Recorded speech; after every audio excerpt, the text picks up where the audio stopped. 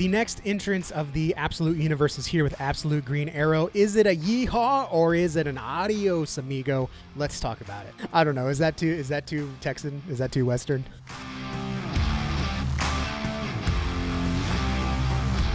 Howdy, howdy, I'm American Texan, and I love comic books. Surprisingly, cowboys can love comic books, and I specifically like the stuff that happens in the covers, the art, the storytelling inside. Other channels will cover the drama and all the stupid things that creators say, but we're here for the enjoyment of the medium. And in this video, I'm going to be talking through the DC and Marvel books that I read this week. If you're reading any of these books and want to chat about them and nerd out about them, that's what the comments are for.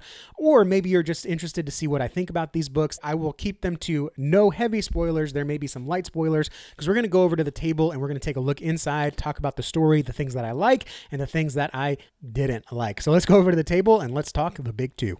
All right, let's start off with Marvel like we like to do, and just one Marvel book this week, which honestly, for modern Marvel, is a win.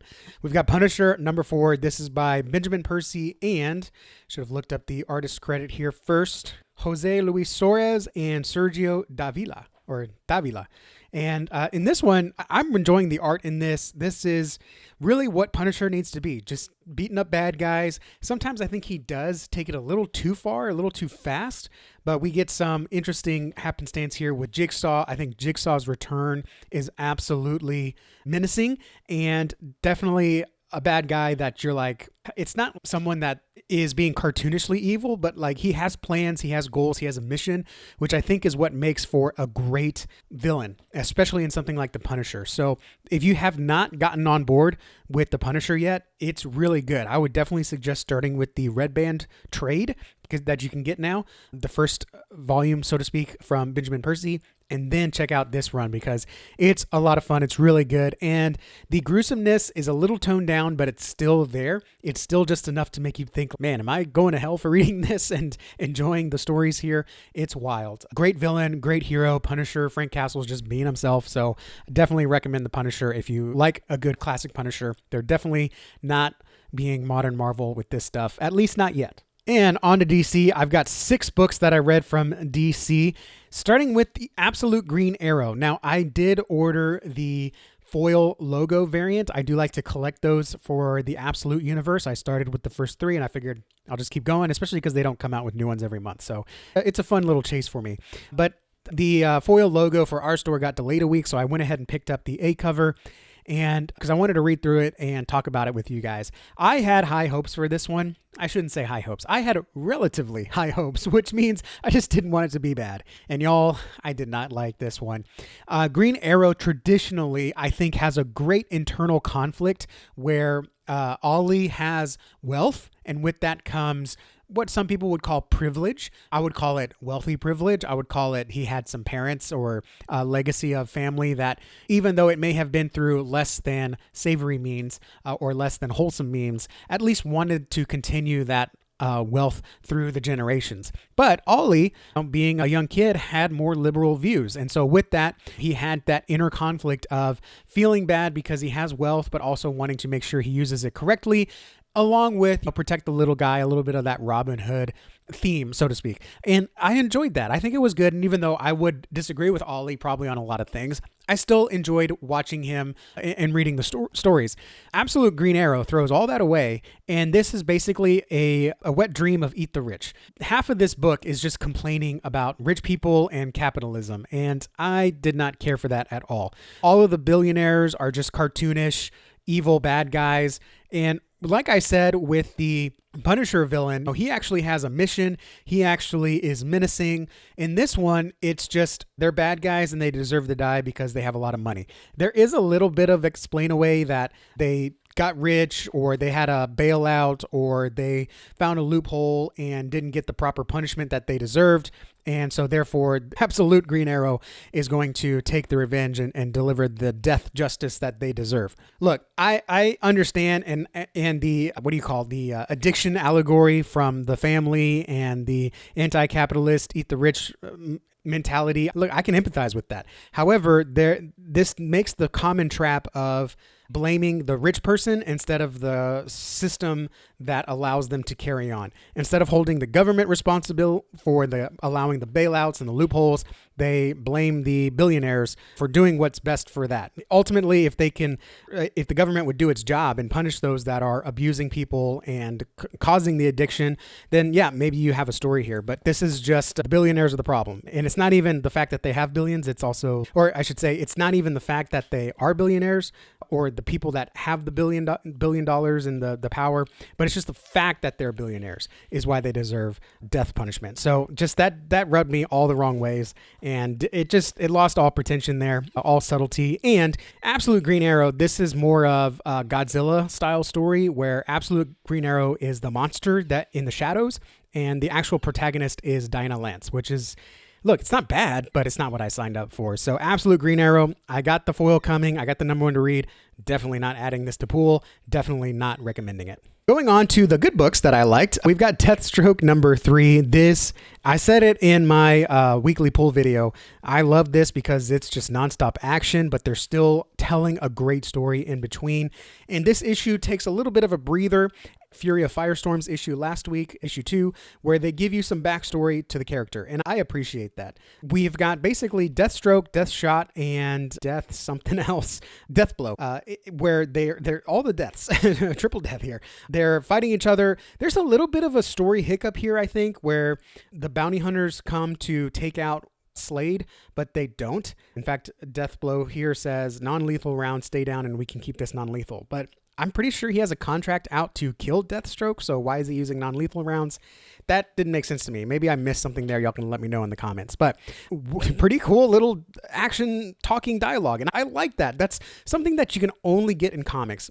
Dialogue while fighting does not work in movies, and it can work in novels, but I think it works best in graphic storytelling. So I really enjoy this issue because it does it so well. And then in the middle, we take a break and have a flashback to where the assassination or bounty hunter assassin rules are set. So this is almost like having a prequel in the John Wick universe where they are establishing the rules of the Continental and all that stuff. I like this. So this is pretty cool that already in issue 3, we've had some discussion about the rules, breaking the rules or breaking the guidelines. And here we get a great scene here, also having fantastic action as to who set up the guidelines and how they came to be. Great twist at the end. I absolutely really recommend Deathstroke, especially if you love, like me, when comics tell a story and have good dialogue, but also in the middle of fantastic action. And I should give the credits here. This is written by Tony Fleece and DiDomenico. Don't remember the first name. Carmine Di Domenico. And also the credits for Absolute Green Arrow. That was written by Pornsack Pichetschote and illustrated by Raphael Albuquerque. That's probably why I like the art towards the end. I'll show you some of the last pages. The end fight scene actually that had really good art, and it's the only reason it didn't get a 0 star, because I think the art was really, really good in this one. And I like Albuquerque's style. All right, continuing on, Lobo number 3. This is really good. I can understand why it's some people's least favorite next level book, because it's not really a superhero book. We start with Lobo getting recruited into a reality show, and then issue 2 that doesn't work out, and then issue 3 now we're getting some backstory, again going into some of the prequelness of Lobo. I understand that's not everyone's favorite storytelling, so I totally get why some people are starting to drop off on this one. So this one has 2 artists that I think actually work really well. So this is written by Scotty Young, and the flashback is by Nicoletta Baldari, and the art, of course, is by Jorge Corona. And man, so good. Corona's art just works so well here. And this is a nice book to read after he came off of Transformers and just Transformers has not been living up to what we liked. Corona's art here is beautiful in all the extra stuff he puts in the background. I don't know if that's Scotty Young directing him or Corona doing it on his own, but I love that Lobo has lasers and dynamite on his front door so no one can bother him or get in. And then you see some jars labeled with days of the week filled with yellow liquid, and it's revealed what that is later on. You got the pup in the background, all the dog stuff, the mess that he's living in, the squalor. I love that. It's so detailed, and Corona's art, while it's not something I always want to read, it's a joy when I do read it. It's a joy in moderation. It's what made Transformers really good. So then we get into a flashback here. Also really well illustrated. It fits so nicely with Corona's art. It's a nice juxtaposition, I think is the right word there, but it's similar enough in the coloring that it just works so well. So it's almost like seeing a Spider-Man cartoon and the Amazing Spidey Friends animated new shows. One has a different audience, even a different age group of the main character, but it's similar enough and familiar enough. It just works really well. It's hilarious. It's literally laugh out loud in a couple places. And again, not just in the story, but also the art. So I absolutely enjoy Lobo. And if it's not your thing, totally understand it. But I am all in on this. And I would say it definitely is next level. All right, we've got End of Life, issue 4, written by Kyle Starks and Steve Pugh, and illustrated by Steve Pugh, I believe. And the cover here is very interesting, a little bit of a signal of what we have going into this story. This is doing what Kyle Starks does best and having a very unsavory, unlikable character find his heart along the way. And even though the villain is a little cartoony, he actually is getting a little bit more intriguing with this issue. But the star of this really is the main character's dad. He comes off, even though he's in his 70s with stage 4 lung cancer, he's still a BA kind of guy. Really enjoying that. And this, again, isn't for everyone. Kyle Stark's humor is not for everyone. I enjoy it for sure in moderation. But I think after issue 1, editorial got out of the way and Kyle Starks is able to tell the story that he wants to, the way that he wants to tell it. Another good flashback, man. Lots of flashbacks here. This one with the main character's dad. I don't know why I can't remember the main character's name at the moment. And it's really good. So anyways, End of Life, it definitely is a Vertigo book. It definitely reads like an indie. That may not be your thing, but I am really, really enjoying that. 2 more here. We've got Superman Unlimited, written by Dan Slott and illustrated by Lucas, I think it's Lucas Meyer. And this one is a little bit of a one and done issue that also continues the story, which is what I like about the Superman Unlimited storytelling here. It's not a trade split up into different chapters. It really is like a villain of the week, but there is an overarching story here. El Caldero comes into play. We get a continuation of a character introduced in the last issue. That was a little bit random, but we see some of the payoff here. And it really is adorable. You've got this escaped kryptonite tested infused monkey here who develops a relationship with this food truck owner. A robbery goes wrong and the ape loses his mind a little bit because the friend he made is dead. And of course, when a monkey loses its mind, it's definitely not as civil as when a human loses his mind. So a really heart-touching, heart-wrenching moment there. And then we get this really cool page of him having a flashback and all the rage is unleashed.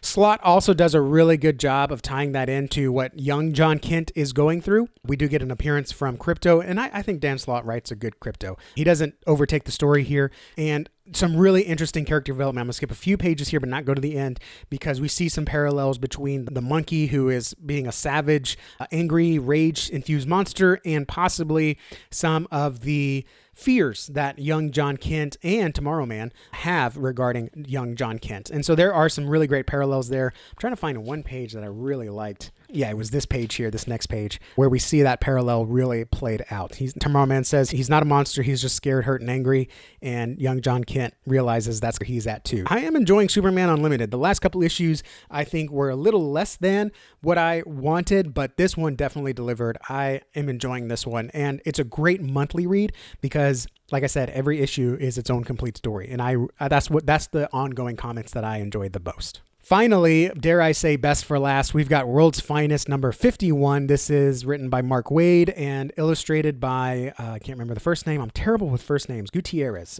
Adrian Gutierrez. And what a fantastic cold open. So we had issue 50 last month. Didn't care too much for that one. At least the follow-up stories, if I remember correctly. Issue 51 starts with a new arc, and it goes right into a cold open that just dropped my jaw.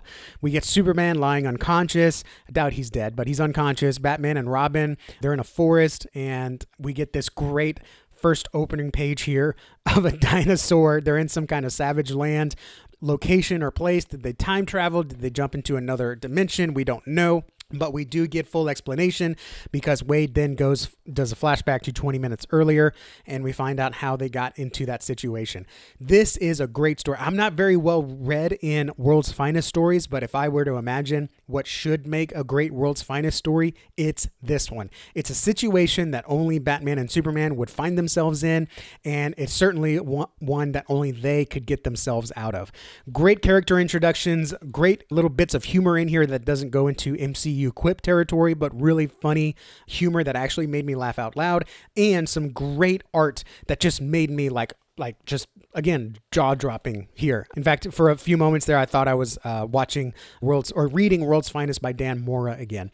And some great humor here. I love this panel. I tweeted it, so if you don't want spoilers, this is closer to the end. We get introduced to some new characters here: Tara, Shakira, and Mariah. And of course, young Robin there is "I want to live here." So I think that's hilarious. That made me laugh, and it was a great setup and a great introduction. And Dan Mora's cover here is beautiful as well. So if you're interested in World's Finest, or you want some more Batman and Superman to read, I would highly, highly recommend starting here with issue 51, because it's a great starting point. So there you have it, all the books that I read from the big two this week. Let's pick a top three, and I think you might, based on how I talk through things, might know what I'm leaning towards. Number three, man, I don't know if I'd say Superman Unlimited, because there was a little bit of a storytelling gap trope that I didn't care for in there, and I won't spoil it unless you want to talk about it in the comments. So I think it's between Punisher and Deathstroke for top three.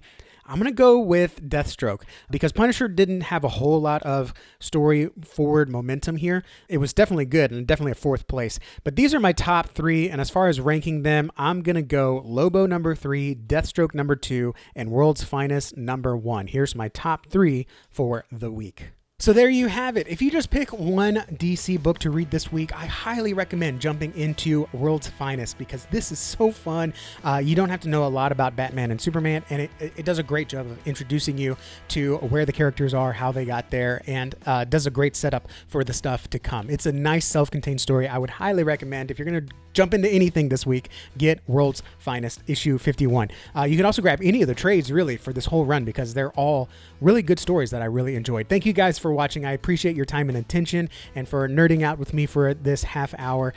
If you have any other thoughts or ideas about these books, leave them down in the comments. I'd love to nerd out with you, and I will see y'all in the next video. Adios. Oh, and don't forget to like and subscribe and all the YouTube stuff.